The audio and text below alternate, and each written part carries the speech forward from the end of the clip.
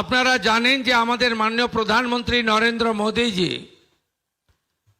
তিনি বেশ কয়েক বছর ধরে ভারতবর্ষের শুধু উন্নয়ন নয়, বিকাশ আর বিরাসত নয়, তিনি অনেকগুলো সামাজিক ক্ষেত্রে বিপ্লব এনেছেন।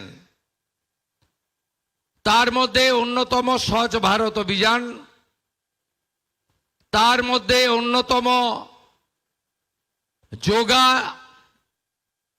তার মধ্যে অন্যতম খেলো ইন্ডিয়া জোড়ো ইন্ডিয়া, তার মধ্যে অন্যতম নমামি গঙ্গা, তার সাথে মায়ের নামে একটি গাছ। আমি কালকে রাত্রে যখন শিবরাজ সিং চৌহানজি আসেন, তার সঙ্গে আমার দেখা হয়েছিল। আমি বললাম কালকে কখন দেখা হবে?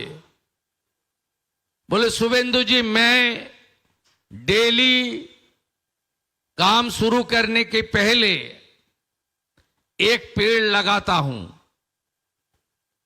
আমি বললাম কাল তো আমাদের অরণ্য সপ্তাহ। বললো না, নেই নেই, मैं डेली लगाता हूं। বলে আমি আজকে নিউ সেক্রেটারিয়েট ক্যাম্পাসে একটি গাছ লাগিয়ে আমি সচিবালয়ে আসব। এই এক বিপ্লব। আমাদের রাজ্যে কংক্রিটের জঙ্গলে আমরা ভরে গেছি। বিল্ডিং প্ল্যান পাস করার সময়,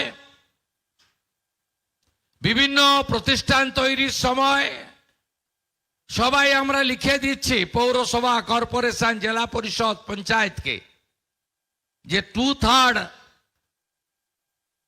আমরা পরিকাঠামো বানাবো, ইনফ্রাস্ট্রাকচার বানাবো, 1/3 আমরা প্ল্যান্টেশন করব। কেউ মানে না। আমরা যখন আকাশপথে প্লেনে চড়ি,